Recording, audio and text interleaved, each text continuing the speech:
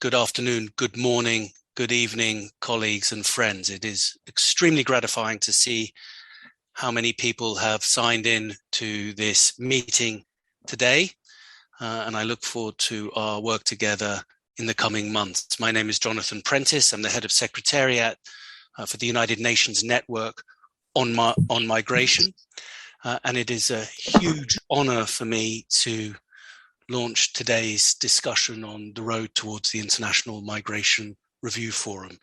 And it is a particular honor as my first port of call to welcome the President of the 76th session of the United Nations General Assembly, His Excellency, Mr. Abdullah Shahid, who will deliver some keynote comments.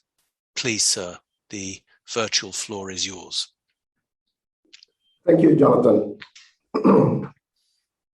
Antonio Vitorino, Coordinator of the United Nations Network on Migration and Director General of the International Organization for Migration, Excellencies, distinguished delegates.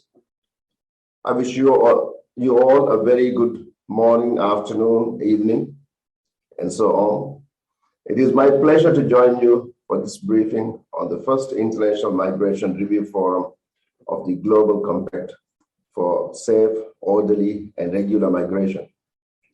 This is the first time that we are holding this forum following the adoption of the Global Compact in 2018. Let us make full use of this opportunity to reflect on the challenges we have confronted since then, on what we can improve upon, and on the road ahead as we pursue our goal of establishing an effective and just global migration regime. As we do so, I take this opportunity to emphasize the need for strong international partnerships. As recognized in the 2030 Agenda, international migration is a multidimensional reality, driven by a variety of global factors. Regulating its flow in a manner that is beneficial for countries of origin, transit, and destination alike requires a coherent and comprehensive global response. This reality is at the heart of the Global Compact's call for multilateral cooperation in setting effective policies to regulate international migration. Excellencies, today we are confronting challenges that we did not envision when we adopted the Global Compact, primarily as a result of COVID-19 pandemic. The pandemic has already left a lasting legacy across a number of socio-economic spheres and poses unprecedented challenges to our ability to meet the Sustainable Development Goals on schedule. The social and economic turbulence wrought by the pandemic have in turn profoundly impacted international migration and displacement patterns. As the COVID-19 pandemic and economic crisis continues to spread, the amount of money migrant workers sent home is projected to decline 14% by 2021 compared to the pre-COVID levels in 2019. During these challenging times, many migrant workers have had their lives upended. They have suffered economic hardship, and some have sadly become victims of abuse. Despite the mobility constraints posed by COVID-19 pandemic, migrants continue to embark on clandestine journeys, fleeing violence and poverty and seeking to improve their lives. COVID-19 responses have increased the risks and uncertainty of these journeys, pushing people into more perilous situations where humanitarian support and rescue may not be available. Furthermore, excluding migrants' access to entitlements or access to health care in domestic legal and policy frameworks may increase transmission risks, adverse outcomes, and inhibit access to early detection, treatment, and negatively affect public health management. This is especially tragic when we consider the essential role played by migrant workers in the global pandemic response, assisting governments as frontline workers medical professionals, technical experts, and as vital drivers of global supply chains. Our response to the pandemic needs to be inclusive. It needs to be compassionate, and it needs to be considerate. While vaccines may have allowed us to turn the page on the darkest chapter of the pandemic, much work remains to be done to ensure that we do, in fact, build back better. It is in all our interest to ensure that migrants are properly integrated into these efforts, because no one is safe until everyone is safe. Excellencies, the pandemic has amplified a fundamental truth of the 21st century. This era's major challenges are interlinked and global in nature. Many of the pressing issues that remain on the United Nations agenda, COVID-19, climate change, poverty, natural disasters, and political conflict, have a direct impact on migration. This forum presents an opportunity to consider each of these issues in relation to migration.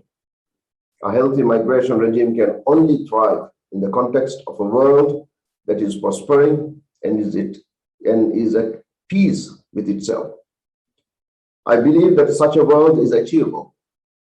That belief is precisely what I have adopted, hope, as the theme for this year's session of the General Assembly. It is my firm conviction that by delivering on the hopeful vision I have outlined in my presidency, prioritizing the well-being of our people and our planet, we can inaugurate a better world, one in which the peaceful and free flow of goods, ideas, and people can thrive, one in which migrant workers and their rights are fully respected. I intend to infuse the forum with that same hopeful spirit. To speak a few words on its logistics and preparations, I'm pleased to announce that we will hold the forum from 10 to 13th May 2022, and that it will be preceded by a multi-stakeholder hearing on 9th May. I will be working with countries to identify co-facilitators who will conduct open, transparent, and inclusive intergovernmental consultations towards the formulation of a brief progress declaration. I expect that the declaration will identify progress made on all 23 objectives of the Global Compact, while also identifying key challenges, opportunities, and emerging issues. In addition to this, I expect that it will identify scope for further international cooperation on international migration. As the forum draws near, I call on member states to be bold in their outlook. This first forum will set the stage and a benchmark for future forums. We will explore avenues to bring together stakeholders at every level, member states as well as regional and local actors who are working to achieve the objectives of the Compact and the 2030 Agenda for Sustainable Development. Let us raise the bar in our ambitions and deliver on our vision of safe, orderly, and regular migration. I thank you. Thank you very much, sir, for so powerfully setting the scene and laying down so clearly your expectations for the forum. I understand that the President of the General Assembly has to leave us shortly. I can only but imagine what your schedule is like these months, but we are extremely grateful to you for attending the opening of this meeting. And without any further ado, I would like to pass the floor to Mr. Antonio Vitorino, the Director General of IOM and the coordinator of the United Nations Network, to say a little bit more about the roadmap towards the IMRF. Please, sir. Thank you, Jonathan. And good morning, good afternoon, and good evening to all of you. Your Excellency Abdullah Shahid, President of the General Assembly, Excellencies, guests, and colleagues. Mr. President, your presence here today, that I thank a lot, stresses the importance of the International Migration Review Forum as indeed the primary space for the United Nations to discuss cooperation on migration and the progress made in the implementation of the Global Compact for safe, orderly, and regular migration, as you have emphasized. From my side, I can tell you that you can rest assured of the network's commitment to support you, to support the member states and all stakeholders in the organization of the forum, and I welcome the announcement of the date in May next year. I would also like to take this opportunity of today's meeting to share with you some observations on what is at stake for migrants and communities in this forum. And I will come back to this point at the end of my remarks. But before doing so, however, I will brief on the network's roadmap towards the first IMRF, which has been, by the way, shared with permanent missions, both in Geneva and in New York, ahead of this meeting. As you recalled, and as it is outlined in the resolution on the format and organizational aspects of the IMRF, the forum will provide an opportunity for member states and other relevant stakeholders to discuss and share progress on the implementation of all the 23 aspects of the GCM. It presents a space for a policy debate focusing on challenges in the implementation of the Global Compact and, last but not least, will result in a progress declaration. The review of the Global Compact is, I emphasize again, a member state-led process. As you all start preparing for the discussions in New York, it will be important for states to review their progress in the implementation of the GCM in consultation with a wide range of national and local stakeholders. This goes exactly to the core of the Compact's all of society guiding principle. While over 90 governments submitted reports ahead of the regional reviews, I would encourage you, where relevant, to update these reports ahead of the forum in consultation with all your partners. For governments that did not prepare a written report, the network is proposing an updated review template. This template has been shared, attached to the roadmap. Member states can therefore send their voluntary reports, as well as their national implementation plans, to the Secretariat of the network, after which they will be posted on the network's website. There is no deadline for the submission of your reports, but please do keep in mind that the reports will feed into the progress declaration, consultations for which are set to start at least 2 months prior to the forum itself. Therefore, I would encourage you to submit your reports by February next year at the latest. Excellencies, allow me to lay out the specific support from the network for the IMRF preparations as referenced in the roadmap. The Secretary General's report, expected to be released in February 2022, will definitely provide guidance for the forum's deliberations. The report will provide an overview of progress made in the Compact's implementation, the activities of the UN system in this regard, as well as the functioning of the institutional arrangements, and will further provide guidance for consideration at the Migration Review Forum. The report will draw on the regional review process of the Global Compact. Further, in the coming weeks, the network will consult member states specifically on the preparation of the Secretary General's report. A separate consultation with stakeholders will be organized also before the end of the year. In addition, the network will draft background notes for each of the forum's roundtables, drawing from inclusive and open consultations with both member states and stakeholders ahead of their release in March next year. In my capacity as coordinator of the network, I have been requested to facilitate a policy debate during the review forum. And in my view, this debate will focus on challenges in the implementation of the Global Compact, including a crucial issue, its links with the 2030 Agenda for Sustainable Development, the impacts of the pandemic, the capacity building mechanism, and the emerging issues related to migration. It will also be an opportunity to discuss the functioning of the institutional arrangements that we have in the UN system in supporting the implementation of the GCM.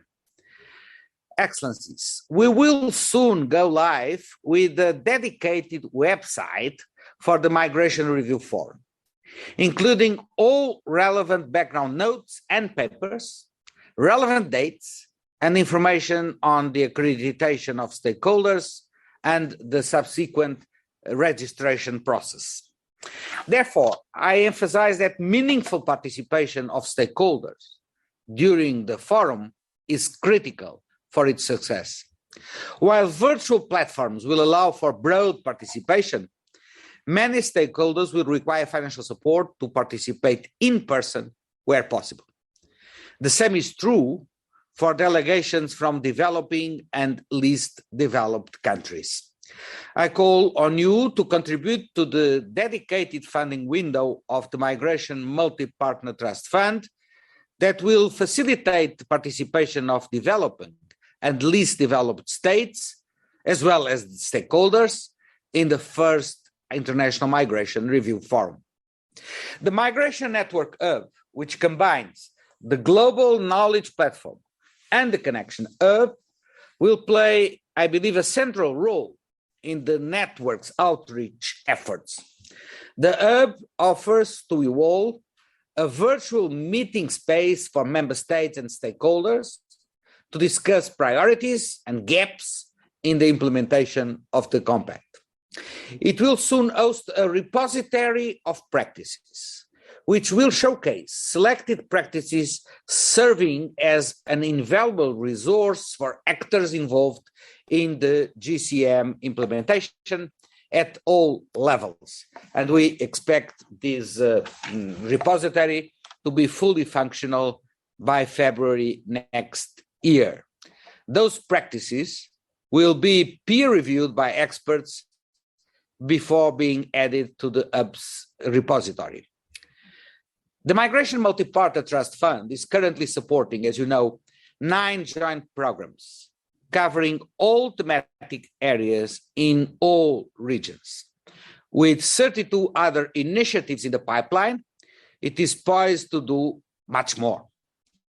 The Fund Steering Committee, representing states of origin, transit, and destination, stakeholders, donors, and the UN system, has set an ambitious funding target of $70 million by the first forum. So you are expecting me, therefore, to encourage all of you to consider joining the 12 member states that have made financial contributions to date. Distinguished delegates, in preparing intergovernmental meetings as this one, there is always the danger that a focus on mechanics can take over, that we will worry more about who is speaking and when, over the reasons as to why we are gathering. With that in mind, permit me 4 personal observations to conclude. First, it is important to see the forum as a part of a process, not an end in itself. How can we use the next 6 months to build momentum around our commitment to strengthening international cooperation in the field of migration? How can we use this time effectively to ensure that all 23 objectives receive due attention and that all actors are given a voice? Second, we have a unique opportunity. Yes, the forum will not get a second chance to make a first impression. We should seek to be ambitious, including in making concrete commitments or pledges to further implementation of the GCM. And third, the forum requires that priorities are set for the coming period. Given the spread of issues covered by the compact, this is no easy feat. And we have ourselves taken stock, according to the regional reviews, on the objectives that have deserved more attention, but also on those objectives of the GCM that were left much unattended. But I would urge you, as you approach the forum, to recognize that there is opportunity both to cover the compact in full through the roundtables, and also to identify those areas requiring, for the future, most pressing attention at this point in time. It will be a wasted opportunity if we did not come away from the forum with a clear sense of direction. And finally, we must always recall that at the heart of what we are discussing are the challenges, the hopes, the fears, and the successes faced by people the world over, even more after the COVID-19 pandemic. The forum must be a place in which to celebrate successes, of course, but it will be judged more by our willingness to confront our shortcomings to improve the situation of migrants, of their families, and their communities. Thank you. Thank you very much indeed, Mr. Vitorino. Before I hand over to Ms. Triggs, I would like to point out that we do have a dedicated time in this session for any questions or interventions from the virtual floor. So if you would like to use the electronic hand signal or indicate a willingness to make an intervention in the chat function, colleagues will compile a list. Sorry for that brief administrative interlude. It's now a really great pleasure to hand over to Ms. Jillian Triggs, the Assistant High Commissioner for Protection at UNHCR. UNHCR obviously being an integral and invaluable member of the Network on Migration. Ms. Triggs, please. Thank you very much. And greetings from the UN Refugee Agency from all of us. And I'd like in particular, of course, to recognise Mr. Shaid, the President of the General Assembly, Mr. Vitorino. Thank you for your comments, for all your excellencies joining us today, and distinguished delegates. I'm, of course, very pleased on behalf of the UN Refugee Agency to contribute to this briefing to Member States in preparation for the International Migration Review Forum for the Global Compact on Migration to be held next year. Building on the regional reviews that have been held over the last few months, the International Forum will be the first opportunity globally to assess the practical implementation of the Compact and to enable all stakeholders to consider progress and lessons learned, especially, as has been noted already, the challenging times we've all faced with COVID. UNHCR, along with other UN agencies, fully supports the collective role of the Migration Network in supporting states to implement the Migration Compact. And we urge member states to be proactive in contributing to the review, including, as Mr. Vitorino has said, to get those reports in to help inform and give a good database for the review. Well, this year, the UN Refugee Agency reported 82.4 million people globally forcibly displaced within their own countries, including about 26 million asylum seekers and refugees. These are almost incomprehensible numbers, but the numbers of people on the move migrating to other countries is significantly higher. While migration has been part of the human experience throughout history, today migration and the flight from persecution and violence are, as the Migration Compact says, the defining features of our globalized world. Global migration connects societies as never before, making us all countries of origin, of transit, and of destination. The Compact on Migration also recognises that no state can address migration alone. The Compact is a legally non-binding, easy to read, cooperative arrangement that's founded in the New York Declaration for both refugees and migrants. It acknowledges that refugees and migrants share many common challenges and vulnerabilities. The Migration Compact has 23 objectives for safe, orderly and regular migration, most of which are similarly relevant for the international protection of asylum seekers and refugees.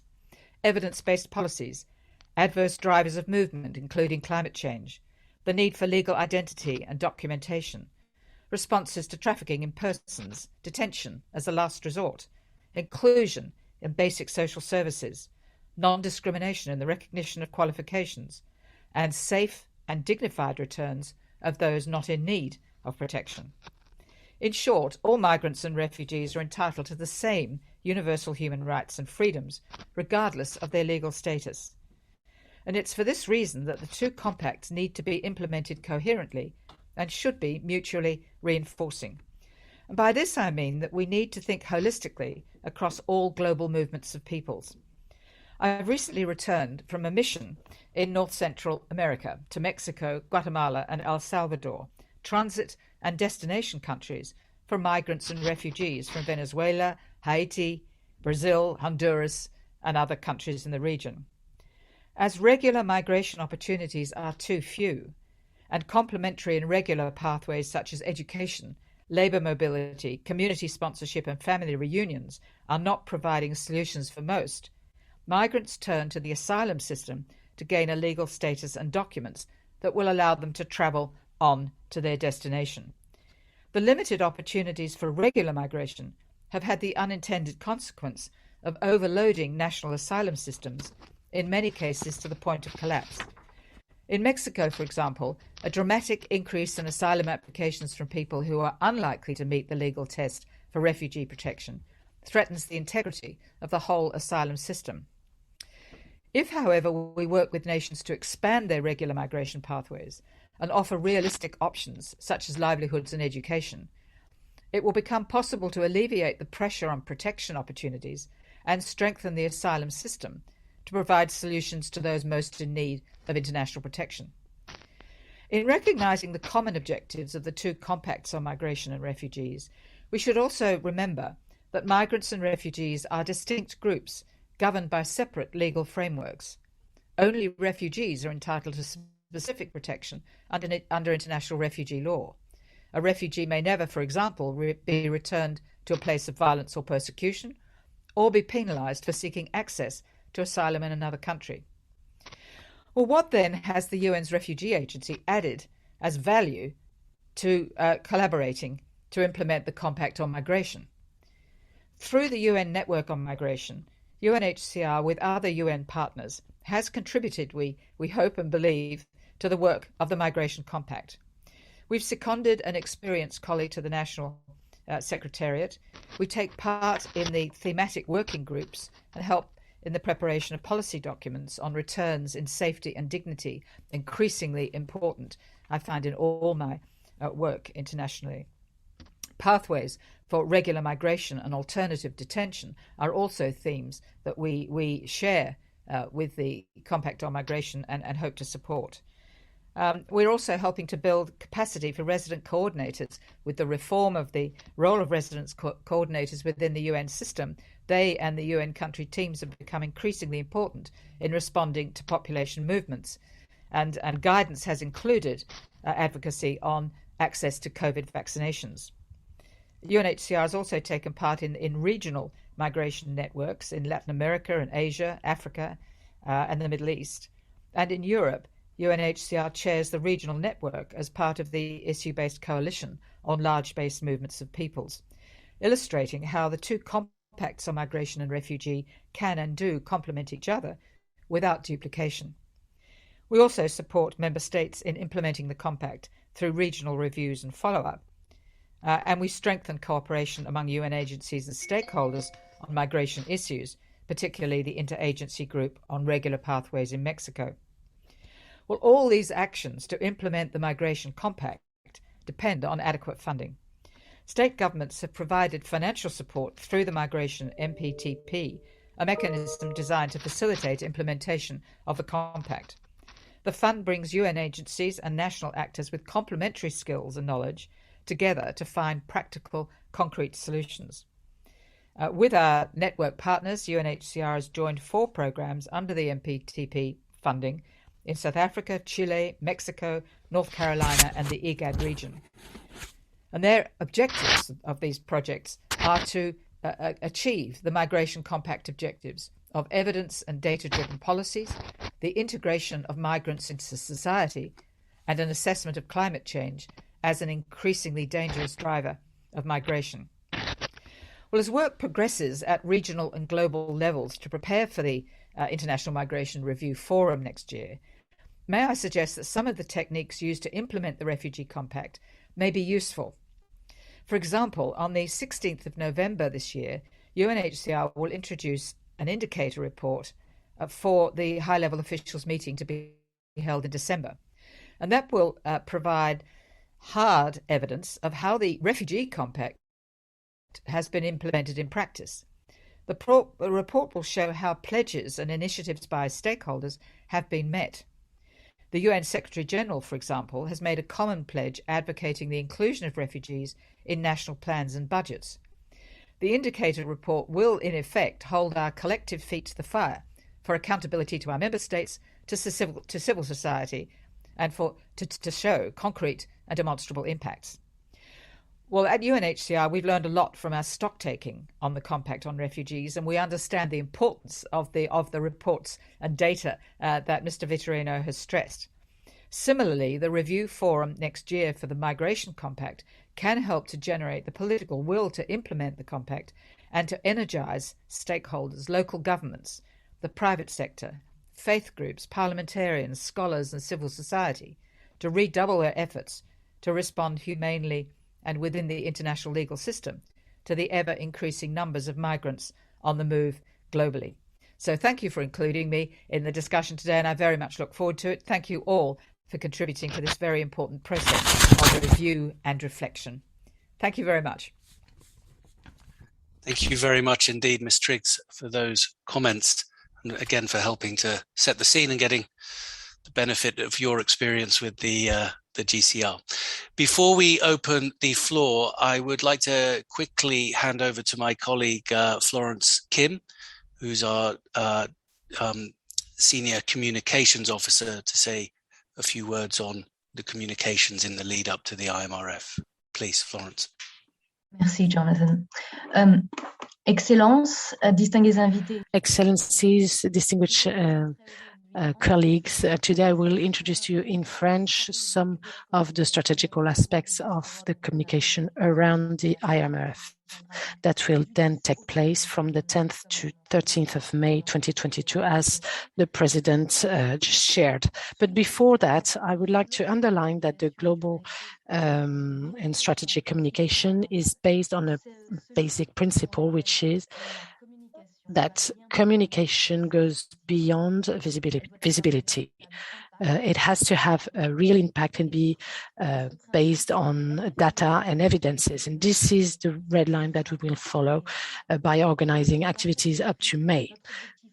Within this spirit, our main objective will be to live the Global Compact and show you what's being done on the ground through concrete examples of implementation and giving visibility of your good practices. Therefore, we'll use several tools, such as the hub of the United Nations networks that has been created and developed by the UN network. To change or to make this hub come true, we've created several good practices references or benchmark platform that will showcase what is being done on the ground, that will give you an access to a lot of initiatives and projects implemented that are reproducible. Within a few days, you'll receive a link for an online survey in which you'll be able to share your examples of implementation. The platform is being developed right now and will be operational from February 2022. Furthermore, in order to connect all stakeholders and to create a forum, we've created the Connection Hub. Member states have required it. This is a virtual area or forum that will enable the players to discuss through online events or forums, chat forum. The idea is to mobilize all the stakeholders together from the private and public sectors. Internal communication will also take parts, and that's why you'll receive on a regular basis through our newsletter, but not only, several information on the opportunities that are created for you so that you can get involved into the forum preparation. And I wanted to let you know that a visual identity has been created for the forum. So soon you'll receive a pack with visuals, the calendar of the events, as well as the report of the General Secretary that will be published in January 2022. In parallel, we'll develop a website for the forum that will be ready by the end of the year, and all the relevant documents will be translated in several languages, then uploaded on such site. So you understand that communication around the forum will be as proactive as possible. I couldn't get further into details, but I am at your full disposal if you have any questions. Thank you for your attention. Thank you very much, Florence. Okay, it is now finally your turn. Thank you very much for your patience, though I would like to point out we are exactly on track with our schedule. We have quite a list of interventions. I will read them out in short clusters to give colleagues a little advance notice of when they're coming. If we do miss anyone out, apologies, that's an oversight. It's just the complexities of managing a speakers list in this format. But the first three speakers on my list, please, are the representatives of Colombia, Portugal, and then the Philippines. So if I could hand the floor over to the representative of Colombia, please, ma'am. Thank you. Muchas gracias. Thank you very much. Everything all right? Okay. Agradezco las palabras del I would like to thank you for the words of the coordinators of Mr. Vitorino and the president of the period of the session of the United Nations and the High Commissioner of Unhcr, Jillian Triggs, and also from Florence Kim. We have received with a lot of interest the information about the roadmap to follow towards the preparation of the review forum, which will take place in May 2022. This forum will be an opportunity to debate about the progress and challenges in the implementation of the World Compact on safe, orderly, and regular migration.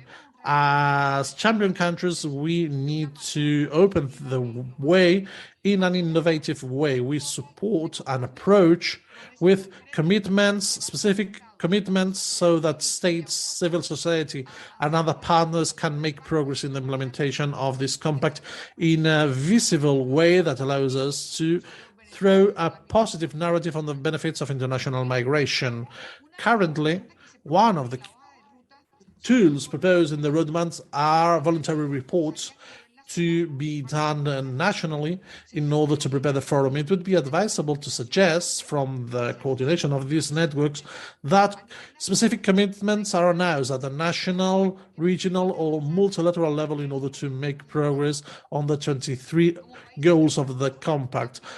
As champion countries, we should adopt this approach in our reports, and we should do announcements in order to engage in the national community as a whole. We think that we need to point out the importance and relevance of the compact as a whole as a platform so that countries can share, collaborate, and cooperate on the different goals that will lead us to a better management of migration. Despite this integral approach that we need to implement, each country will have priorities of their own. This is where a previous coordination with the network of the United Nations on migration could be quite interesting and useful. For Colombia, it would be important to make progress in issues like the opportunities and challenges brought by the pandemic in terms of human mobility. Second, the participation of women migrants in the recovery after the COVID-19. Third, the relevance of local authorities and so the social inclusion of migrants. Fourth, the need of strengthening regional cooperation and multilateral cooperation in order to tackle the increase of mixed migration flows that we face in several parts of the world. We should also have a schedule with the consultations that will be done before the forum. Mr. Coordinator, Mr. Antonio Vitorino, you can count on the collaboration from my delegation so that we can make progress jointly in the preparation of the forum to make the importance of migration visible and also in order to manage international migration better in the future. Thank you very much. Thank you very much, Your Excellency. I would now like to pass the floor to the distinguished representative of the mission of Portugal in Geneva. Please, sir. Thank you very much, Chair Jonathan. Thank you very much for all the briefers and for information and the updates that they've provided. Portugal welcomes the proposed roadmap towards the International Migration Review Forum. We reiterate our commitment to actively contribute to a successful IMRF. As was already clear from the 2020 Secretary General's report, much work has been done on the implementation of the Global Compact on Migration. Even if the COVID pandemic disrupted mobility and created unprecedented challenges, it also highlighted the need for more effective migration governance and inclusive action. The IMRF will be an important opportunity for member states and relevant stakeholders to share experiences on the implementation of the GCM. We are optimistic that this debate, focusing on challenges and lessons learned, will result in a substantive, ambitious, and forward-looking progress declaration. Portugal actively participated in the regional review of the GCM for the UNES region. This was a pioneering and unique opportunity to learn from member states and stakeholders in a transparent and inclusive discussion. Commitments to the GCM were reinforced, and we believe it set a positive tone for the IMRF next year. We will update and resubmit our national GCM review in line with the template for the IMRF. We hope to have in place before the end of the year all measures of our national implementation plan adopted in 2019. Half of them are under implementation and the other half timetable and should be concluded this year. Portugal is proud to be a champion country of the GCM and is pleased to see the growth of this group of countries committed to the implementation of the GCM. It is important that we maintain regional balance. As we prepare for the IMRF, it is key to work on a narrative that highlights the positive contributions of migrations to our societies at different levels: demographic, economic, cultural, and social. The IMRF will take place in a very particular moment of global efforts towards a sustainable and inclusive recovery from the pandemic. In fact, the pandemic has shown migrants provide a key contribution to local economies and societies and play a critical role in essential sectors such as health and personal care, agri-food processing, transport, storage, and delivery, enabling countries to continue to operating during the crisis. The key role of migrants is also reflected in the importance of remittances in countries of origin.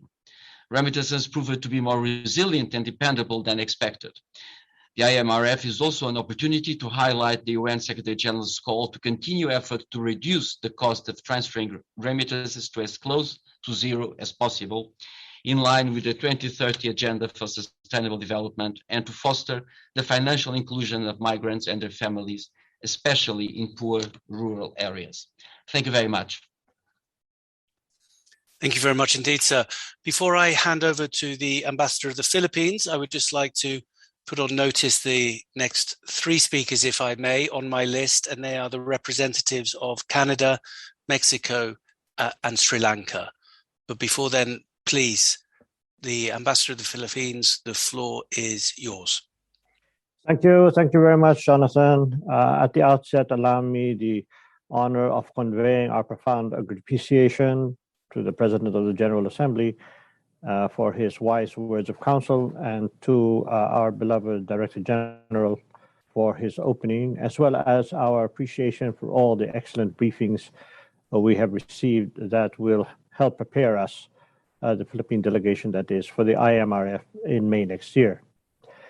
As a GCM country, the Philippines is a GCM country, so you can be assured of our commitment to the success of the IMRF, success being measured in the implementation of the 23 objectives of the GCM by all countries, regardless of where they may stand on the GCM.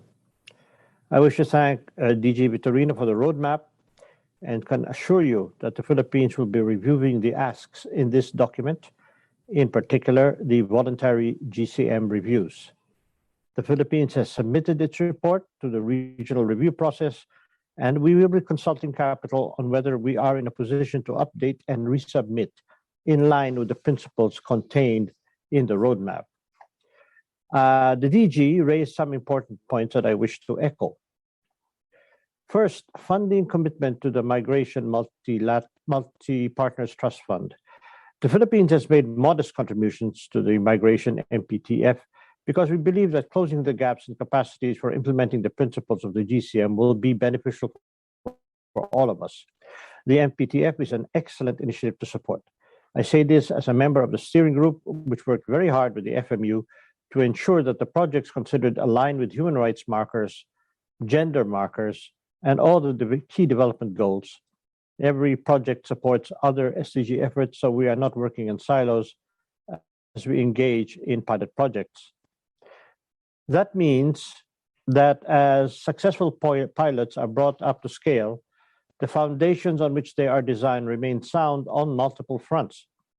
Presenting a robust funding level during the first IMRF would go a long way in expressing commitment to the GCM beyond the rhetoric.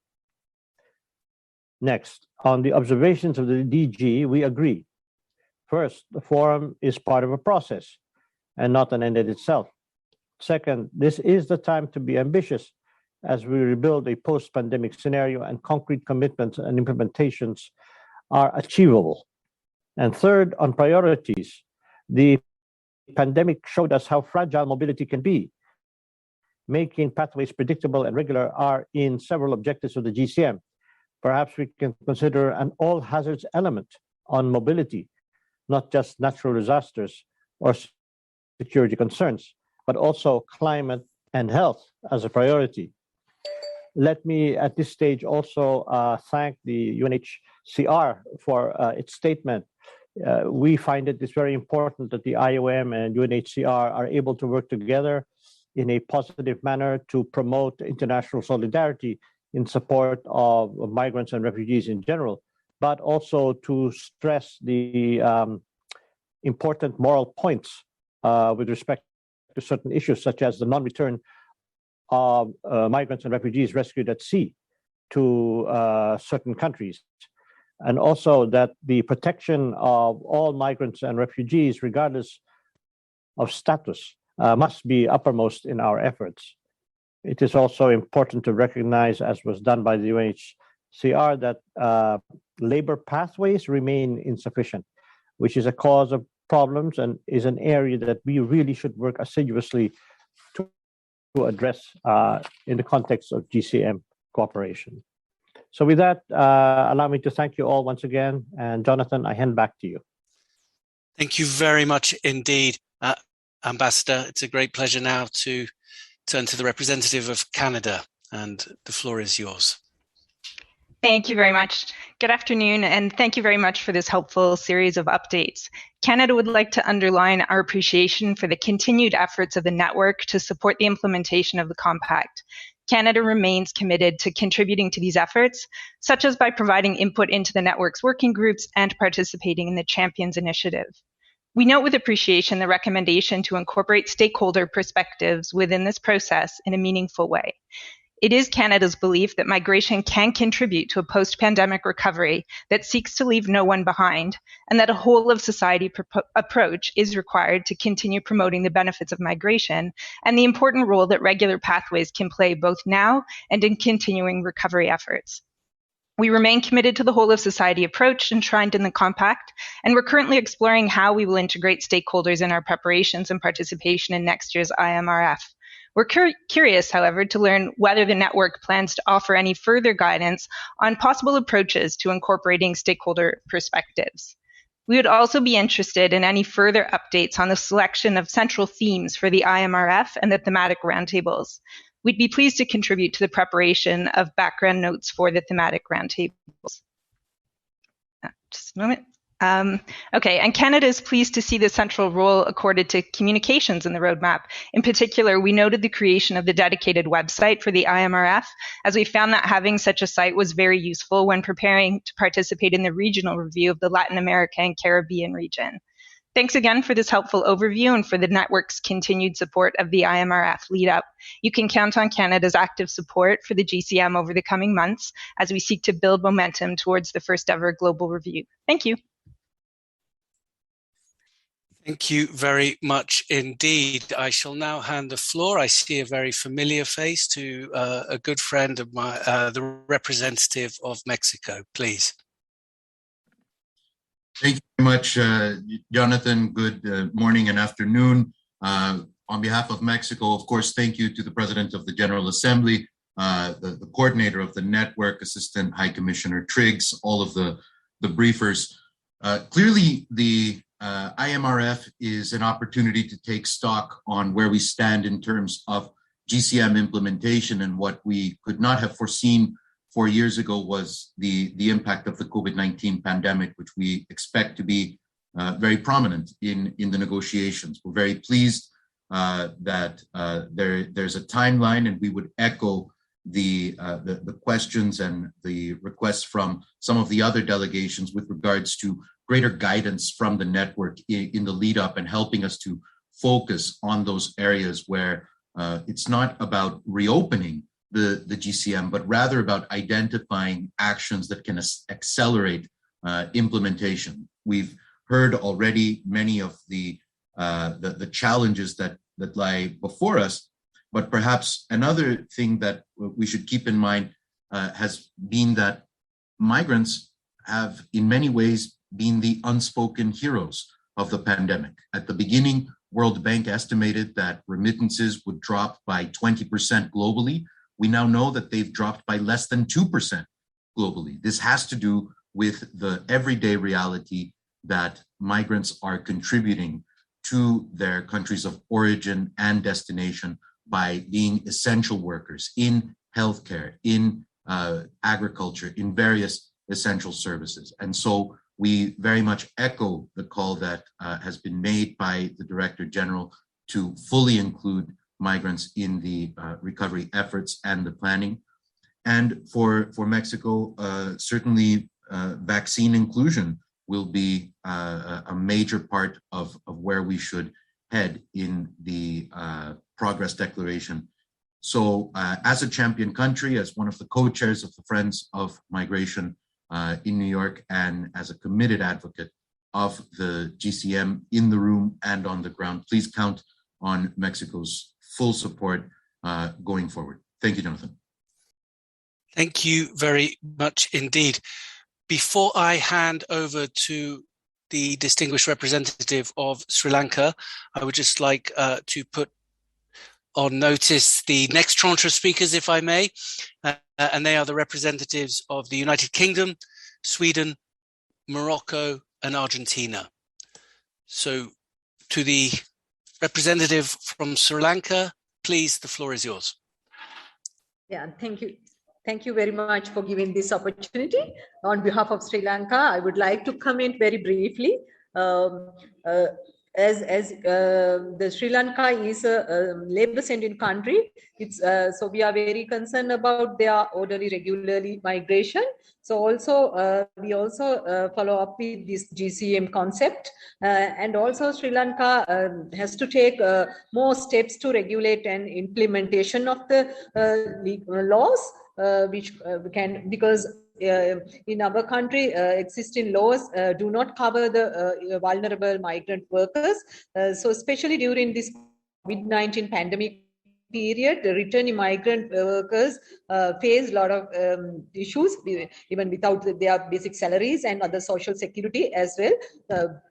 So Sri Lanka also like to address these issues in GCM forum.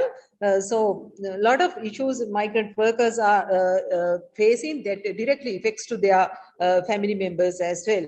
So even though we are getting more foreign exchange to the national economy, so these issues still not addressing properly.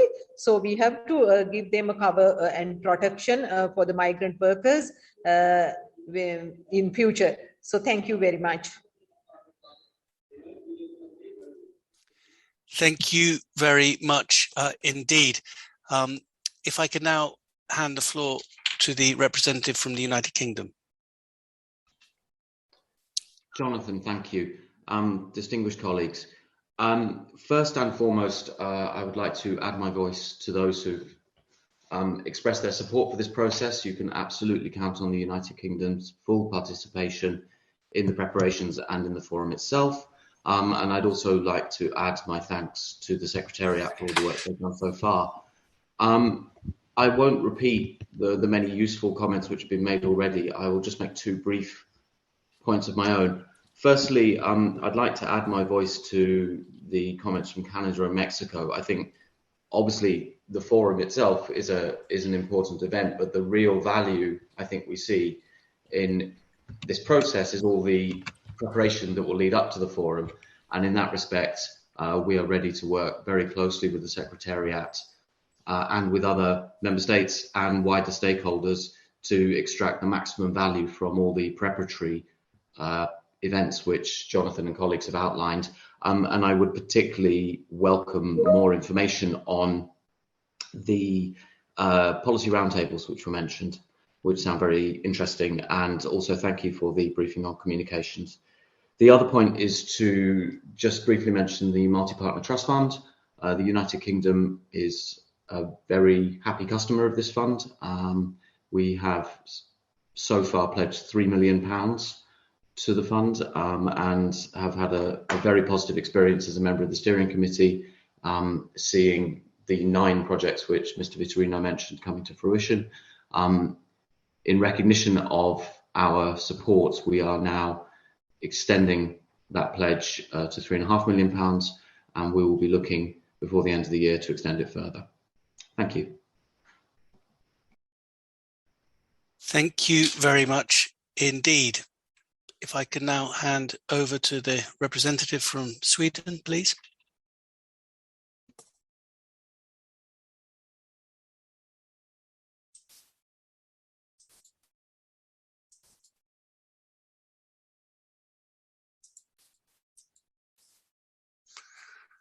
No. Is the representative from Sweden there? Yes, can you hear me? Yes, wonderful, thank you. Please, Christoph. Sorry. Thank you, Jonathan. I would like to start to thank Antonio Vitorino as well as His Excellency Mr. Abdullah Shahid for their inspiring keynote addresses.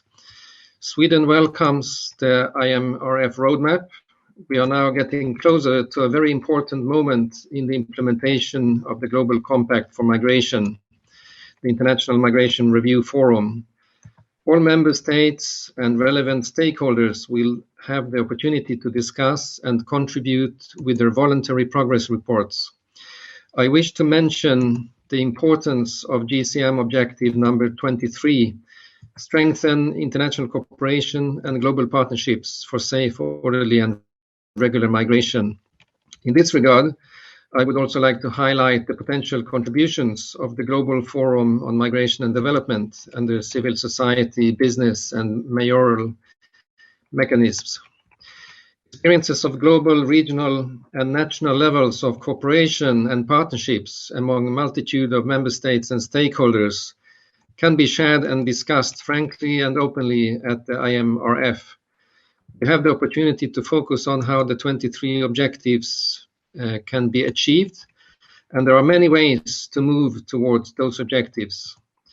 First, IMRF is an important opportunity for all participants to share progress since 2018 with a focus on the pandemic and recovery and the links to the SDGs.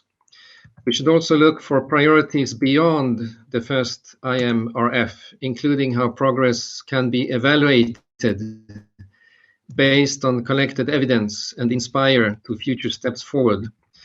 I would also like to pinpoint the importance of the Migration Multiparter Trust Fund, which assists governments and other stakeholders to implement the GCM. Sweden contributed to the trust fund in 2020 with almost $390,000, and the Ministry for Foreign Affairs of Sweden is currently preparing a possible contribution this year to a higher amount than last year. We encourage other contributions to ensure that the fund can make a difference. Thank you very much. Thank you very much, sir. I would now like to hand over, without any further ado, to the representative of the government of Morocco. Please, the floor is yours. Thank you, Jonathan. You hear me? Perfectly. Okay, thank you. At the outset, I would like to thank Mr. Vitorino for his exhaustive and useful briefing and reiterate our entire support to the mandate as the coordinator of the United Nations Network of the Migration. I also extend our appreciation to His Excellency, Mr. Abdullah Shahid, President of the current session of United Nations General Assembly, for the interesting keynote address and for his relevant appeal for courage and daring to successfully implement the compact. Our thanks are also extended to Mrs. Jillian Triggs, Unhcr Assistant High Commissioner, and for Mrs. Florence Kim for the Network Secretariat for their statements and remarks. I seize this opportunity to commend the work of the head of the network, Mr. Jonathan, and his team for their continued efforts in the implementation of the GCM, as well as the advancement of our common agenda on migration, including in the country-level engagement. We took good note of the proposed roadmap to the International Migration Review Forum and welcome the successful organization of the GCM regional reviews, including the most recent of the African region, which was hosted by the Kingdom of Morocco. Let me also underline my country's engagement as one of the member states who lead by example in serving as champion countries for the GCM implementation. In this framework, the Minister of Foreign Affairs of Morocco, His Excellency Mr. Nasser Bourita, has delivered a joint statement on behalf of the champion countries during the high-level political forum on sustainable development last July. Furthermore, Morocco is organizing a minister conference on GSM champions, which will be an occasion to coordinate the common efforts aiming to strengthen concrete measures for the GSM implementation.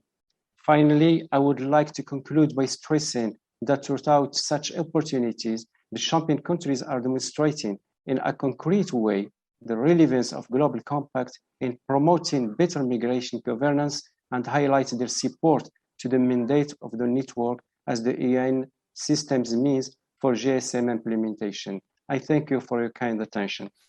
Thank you very much indeed, sir. Before I hand over to the representative of the government of Argentina, I would like to put on notice the next speakers, please, with many thanks in advance for your patience. And they are representatives of Ecuador, Germany, and Egypt. But to the representative of Argentina, please, the floor is yours. Muchas gracias, Jonathan. Thank you so very much, Jonathan. Nuestro país agradece I just want to say that our country is very grateful for the opportunity that's been given to us to participate in this very participatory experience. The interpreter apologises, however, it's very difficult to hear the sound from the speaker. It seems that her headphone is not properly positioned. The interpreter is not really getting any sound feed. En este sentido, la In this sense, the recent de la conferencia session, the interpreter apologizes, the sound feed comes and goes. A partir del 17 de septiembre de 2020, the 17th of September 2020, tuvo como objetivo central there was a central objective, la cooperación entre which los was to be able to achieve cooperation between member states and the challenge restricciones a la movilidad to do this within the context of the restrictions on mobility enforced by the pandemic.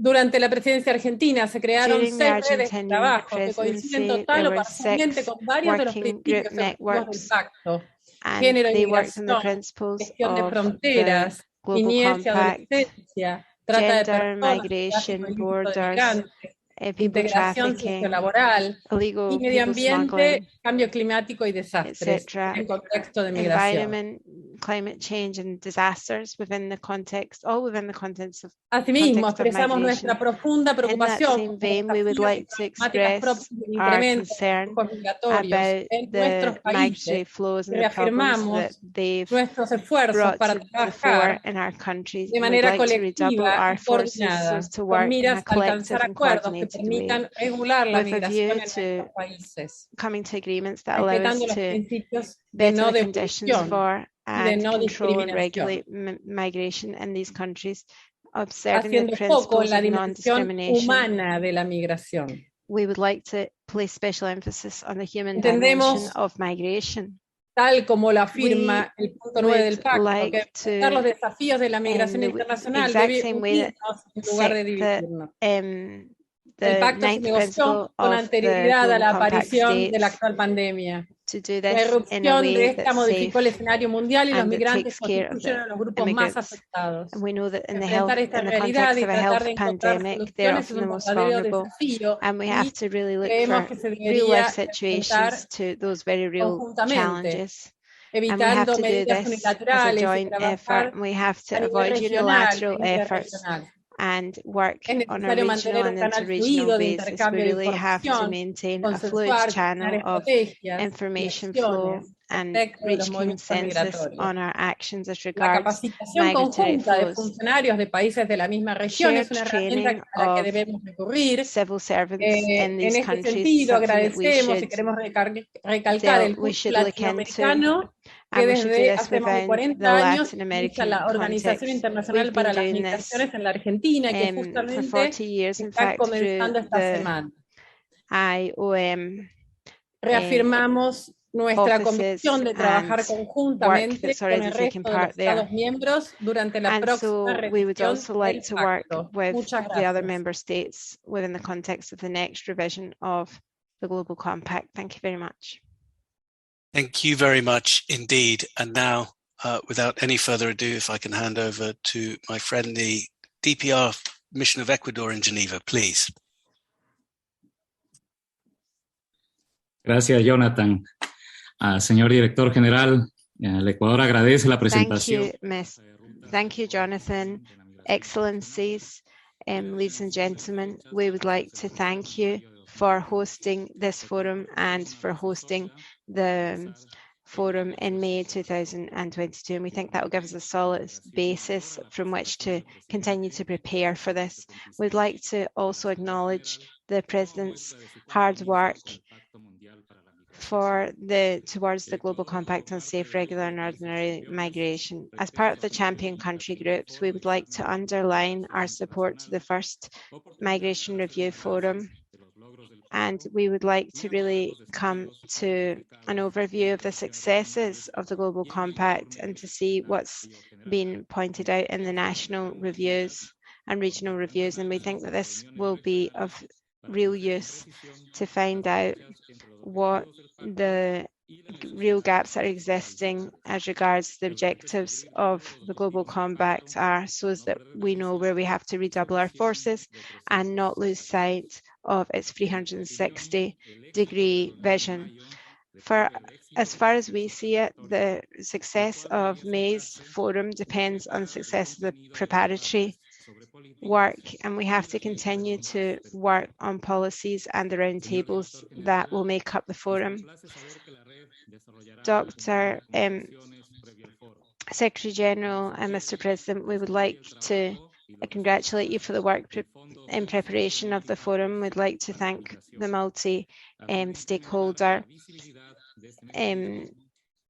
trust fund for this mechanism and the potential that it offers so as to provide concrete support to migrants and host communities, as well as strengthening national capacities when it comes to migration governance. The preparatory work is a collective responsibility that depends on the joint responsibility of the agencies that make up the governance of this network, so as to collaborate with and support states, and to do this all in the preparatory phase ahead of our meeting in May 2022.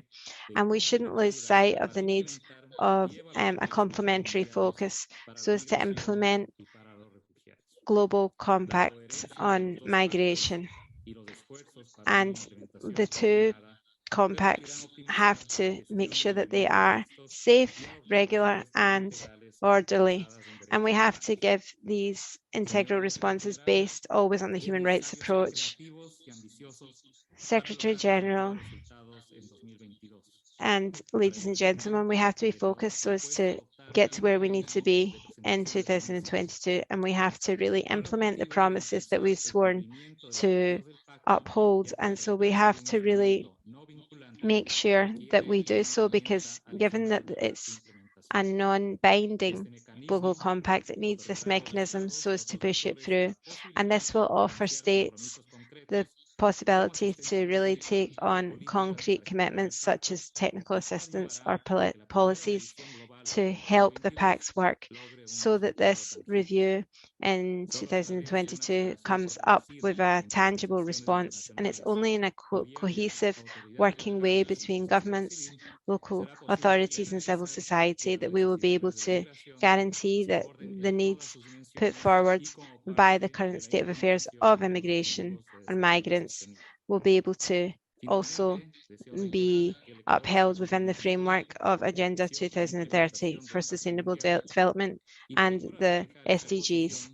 And my country tries to reflect this commitment in a cross-cutting way in all of its undertakings and in all of the fora that it participates in. Thank you very much. Thank you very much indeed. I now have on my list the representatives of Germany, Egypt, and Cambodia in that order, and then I suggest we open the floor to non-governmental partners, and I see that representatives of the Mayor's Mechanism and the Quakers UN have their hands up. But if I could turn now, please, to the representative of Germany. Thank you very much. Please allow me to thank you first for the comprehensive briefing and background information. Germany has actively participated in the regional review in the ECE region, and we are looking forward now to addressing primarily aspects which go beyond the scope of individual regions. We believe that the heart of the GCM is partnership, and the GCM can only be fully implemented in partnerships along migration routes. Every member state has committed to the whole package, and only like this we can reach the objectives. One good indicator for willingness to partner to achieve the GCM objectives is a tool which was created as a catalyst for GCM implementation, and that is the Migration Trust Fund. Therefore, we are slightly worried that up to now, only 12 member states have contributed to the fund out of far more than 100 which have politically committed.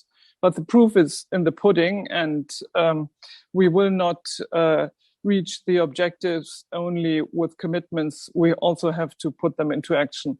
Almost half of the funds are currently being contributed by Germany, and some non-traditional donors, which have very limited means, still manage to contribute, and thus showed a token and their commitment to fully implement the whole GCM. So we think that this is a very good example, and we think that perhaps others can follow their lead and contribute to this part of the GCM before the Imrf, so that we can come to a more balanced picture in May.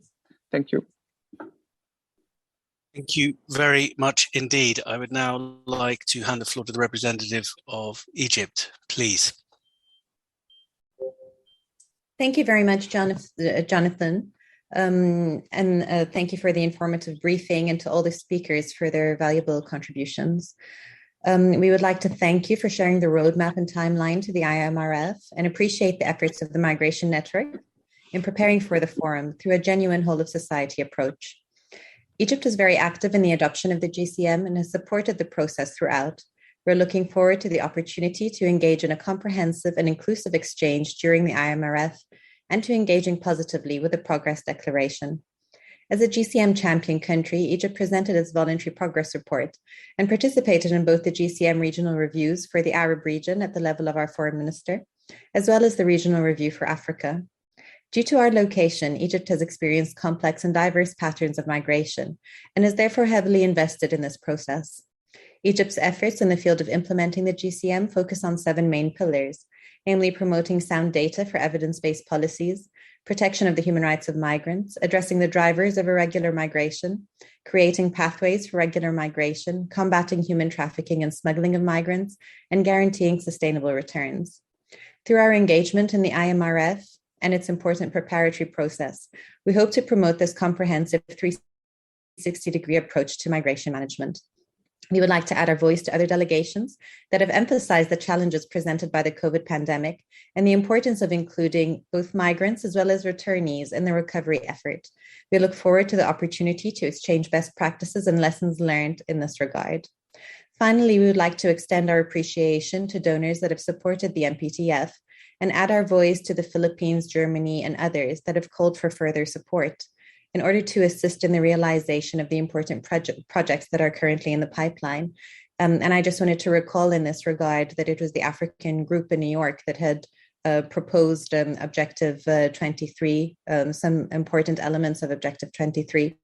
And therefore, we strongly believe in the importance of international cooperation and in promoting this, this particular objective, as well as the other objectives of the Compact. Thank you very much. Thank you very much. And now, please, the representative of the government of Cambodia. Please, ma'am.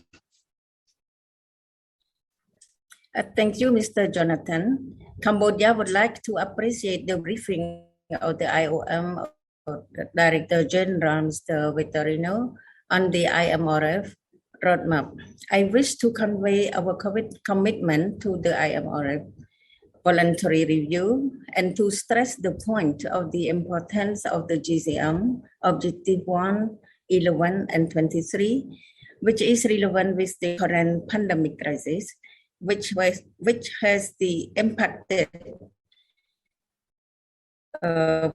thousands of migrant workers, and specific thematic topic on return and reintegration to the IMOF Progress Report, IMOF, on the next step beyond 2022. I thank you so much, sir. Thank you very much indeed, ma'am. Now, a great pleasure to welcome Sophie van Hassen of the Mayor's Mechanism. Please. Thank you so much, Jonathan, and thank you so much, Excellencies, for this super helpful briefing to update everyone on the process. And I think it's been really interesting as well to hear from you about your expectations and hopes for the IMRF. For those of you who don't know me, I'm the coordinator of the Mayor's Mechanism, which is a partnership between United Cities and local governments, the Mayor's Migration Council and IOM, and which really has the objective to bring the voice of local and regional governments in international deliberations on migration and forced displacement, so including the Migration Compact, of course. So I'd like to just give you a little bit of an update on what our thinking is in terms of preparing for the IMRF, and maybe end with 2 or 3 recommendations or questions as well. So as most of you know, local governments have been quite actively involved in the negotiations of the Migration Compact and have in 2018 committed to implement both the Migration and Refugee Compacts together by signing on to the Mayor's Marrakesh Declaration.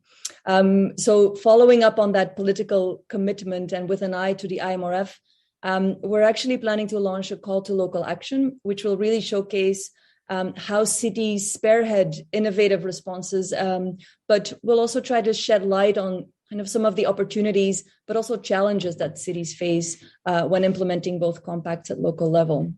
The call to action will be an avenue for cities to pledge to both compacts, and we're really happy as well in this work to be connecting very closely with the UN network and UNHCR in seeing how this feeds into the network hub and the UNHCR pledging process as well. We're also preparing a mayor's mechanism flagship report ahead of the IMRF, which will highlight local action and also bring forward these opportunities and challenges. And we'll try to be really forward-looking in that as well, and try to formulate some key recommendations for the future. And lastly, we're planning to bring a delegation of cities to the IMRF to join this important review moment. And I just want to quote the mayor of Bristol, who says that there'll be no delivery of global goals if cities don't deliver. So we're really looking forward to these discussions at the IMRF. But then I'll come to some of my questions. I think in order for us to organize and plan for this, the first kind of question that we would have is that it will be important for local governments to be able to register to attend the meeting as locally elected levels of government, being distinct from non-governmental organizations. The second kind of comment is actually more of a recommendation to member states to, for example, bring local and regional governments as part of your national delegations to the IMRF, which would really bring this whole of government kind of lens to the discussions as well. And then lastly, we really hope that the forum will provide a space for meaningful exchange between national and local governments and other stakeholders to really provide the opportunity to review the local dimensions of GCM implementation. So with that, I'll end my intervention, but of course, we'll stand ready to further discuss this with everyone. Thank you so much. Thank you very much, Sophie. Just on your second of your 3 points, of course, that is a recommendation that is explicitly contained in the modalities resolution. The General Assembly encouraged delegations that included a whole of government approach. If I could now hand the floor to Laurel Townhend of the Quaker UN organization. Thank you, Jonathan, and thanks to DG Vitorino and to the President of the General Assembly for the comments and the roadmap and the clarity about the importance of this event and the time running up to it, which I think has been echoed by many of the participants so far. To be meaningful in delivering on the promise of people-centered migration governance, which is at the heart of the GCM, we really expect the IMRF to set the tone and shape an ambitious global agenda for using the GCM to reduce the human cost of migration governance, which is far, far too high at present. We expect it to incentivize human rights-based national implementation of the GCM in a sustainable way. And we expect it to expand space for migrants in policy development, including by making a compelling case for their participation at all levels of policy development and implementation.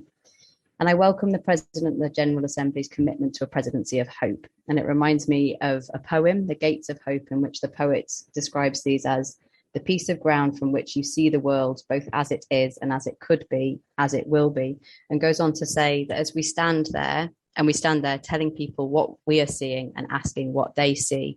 And I think this is a really important part of what's been discussed today and what we need to do as stakeholders, as member states in the UN system in the run up to the IMRF, which is to have spaces in which we hear from each other, we hear where there's commonality, we hear where there's continuing challenge, we hear where there are differences of opinion, and we work towards being ready to name and face and think about the next steps forward when we come to the IMRF itself. And in particular, that we include migrants in those spaces to draw on their experience and expertise of how migration governance is not working. And it's been great to hear that echoed today. I think 3 things which I think would be helpful to make the IMRF as meaningful as possible. The first is that all engage with this process as fully as possible at the highest possible level, that we all make use of the time between now and the IMRF to listen, to prepare locally, nationally, regionally and globally, and that we develop concrete commitments separately and jointly in advance so that at the IMRF and through the progress declaration, we're not just taking stock of what's happened, not just naming the priorities, but also incentivizing further action. And as a concrete example, I think it would be interesting to think about how member states could host spaces, both domestically, but also nationally and regionally, to hear from migrants about their experience and their expertise about what's needed, so that as this is a member state-led forum, what you bring into that as member states is informed by those with the most direct experience of how things are and are not working. Thank you all very much. Thank you very much, Laurel. Your last comments brought to mind the question from the representative of Canada on how to ensure that a broad range of stakeholder perspectives were included in national discussions. And I would also like to say, in direct response to that question, if I may, that the network spearheaded by IOM, OHCHR and UNDP developed some guidance and suggestions precisely along those lines. They are available on our website. Hopefully we can put a link up here in the chat section, and we would be happy to discuss those further with any states or partners who are interested.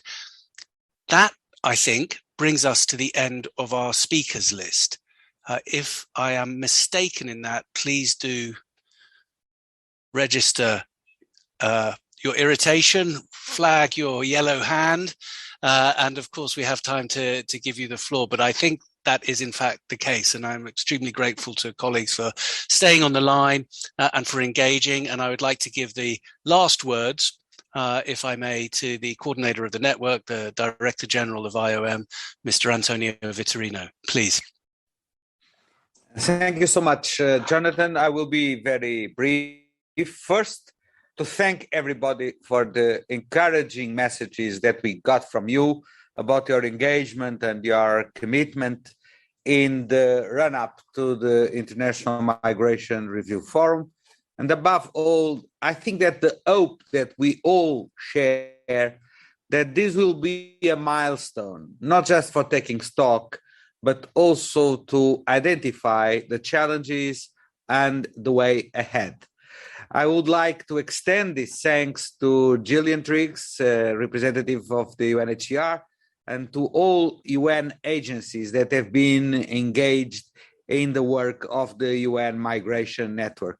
I think that we can say that we have been extremely careful in making sure that the implementation of the GCM, which lies in the hands of member states, has been seconded by a joint endeavor and the joint effort of all UN agencies to respond to the expectations of the Global Compact and to the expectations of the member states, whether at country level, regional level, and a global level. And I think that we can say that at least one thing is for sure: migration has been mainstream at national level in the work of the UN system, in the work of the UN country teams, and we will pursue this path. My second remark is about the concerns that have been expressed of an inclusive review of the GCM. We are fully aligned with that concern. And inclusions mean many things, starting with the level of the debates. I think that it will be very much hopeful for all of us if the Imrf will be attended at the highest level, at the member states level. The highest representation, but also the most inclusive representation. And the most inclusive representation means including all stakeholders at national, at regional, and at global level. We are also counting on the mobilization, not just of the member states, but also of all interstate consultation mechanisms, all regional platforms, such as the one that has been mentioned by the representative of Argentina, in order to guarantee that there are different flows converging to a joint stock taking and a joint assumption of the road ahead. We will, from our side, do our best to have broad consultations. And I think that I've tried to identify what are the key elements of these consultations. First, in the run-up to the Secretary General report, it will be based on a specific set of consultations so that we can provide the Secretary General with the hard evidence that comes from the opinions of the member states, but also that comes from the global compact reviews, regional reviews that have taken place during last year. And taking stock of the regional reviews is a very interesting exercise because we have identified what are the objectives that have been widely spread along the different regions and what are the imbalances that exist in terms of certain objectives that are more followed in some regions than in others. And I think that we should also be aware of this reality because that is guidance for our future work. Last two remarks is about communications. I think that if you recall correctly, there has been much mystification and adulteration of the content of the Global Compact back in 2018. And I think that the joint work that we have developed since then shows that some of the misinterpretations, some of the fears were totally unfounded. But communication remains a crucial issue for the credibility and the sustainability of the Global Compact. And therefore, we will attribute utmost importance to the way we communicate with the different public opinion about the role of the Global Compact and about the efforts of the member states to come together and to improve the capacity of cooperation at the global level, at regional level, and also at the national level. For that purpose, it is extremely important to give voice to local authorities, to the cities, and to the migrants themselves at national level. And last is about the future. Of course, the progress declaration will be done on the basis of the debates in the Imrf, the roundtables, and the content of the progress declaration itself. For this purpose, we will hold consultations with the member states to identify what are the key priorities for the progress declaration. And looking forward, I think that we should avoid the temptation of building a Christmas tree of recommendations, but being very much focused on a limited number of key priorities, addressing the gaps that have been identified so that we get out of the Imrf in May next year with a clear roadmap about the priorities for the entire UN system dealing with the support of implementation of the Global Compact. So having said that, I want to reiterate my thanks for your engagement and your commitment, particularly word for the champion countries that I think have a key role to play, and we would like to see a spread group of champion countries from all regions, because the Global Compact is not just an instrument of one region, it's an instrument of the entire international community, and we would encourage all countries not just to join the Global Compact, but also to join the champion group, and last but not least, emphasizing the importance of contributing to the Multiparter Trust Fund, even if it is just a modest contribution. The fact that the MPTF is based on the usual suspects, but also on non-traditional donors, gives us strength to pursue. And that's what we need, your encouragement and your support, and we'll be ready to encourage and support you. Thank you. Thank you very much, Director General. I can't think of a better way to end this meeting. I would like to point out that we are concluding it 22 minutes ahead of schedule, so I hope next time we go 22 minutes over schedule, you'll give us that benefit. Thank you very much for joining us, and we'll be in touch. Bye-bye.